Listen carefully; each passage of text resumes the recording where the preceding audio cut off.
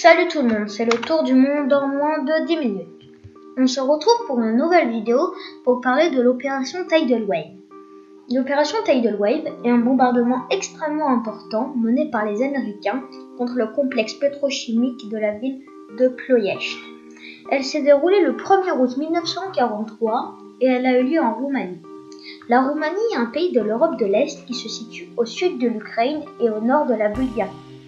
Comme je l'ai dit, l'opération a plus précisément lieu dans la ville de Ploiești, qui se situe à 50 km au nord de Bucarest, qui est la capitale de la Roumanie. L'opération Tidal Wave est un bombardement très important et les avions ont décollé depuis Benghazi en Libye. Benghazi est une ville de la Libye qui est un pays de l'Afrique du Nord.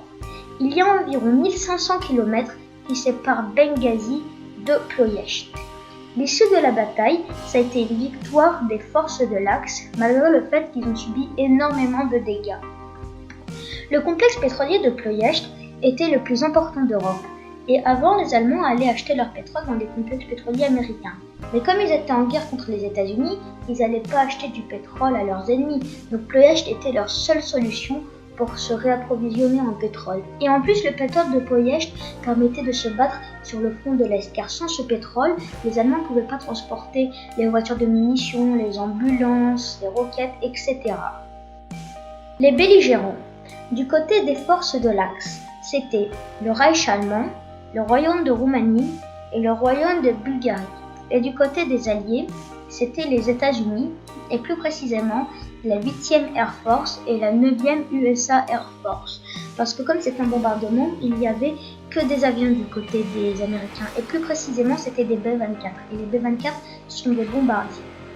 Donc les commandants des forces de l'Axe durant la bataille, c'était Alfred Gerstenberg et Ion Antonescu.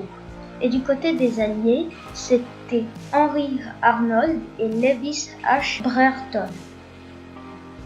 Donc, peu de personnes connaissent cette opération, mais elle a joué un rôle décisif dans l'histoire de la Seconde Guerre mondiale.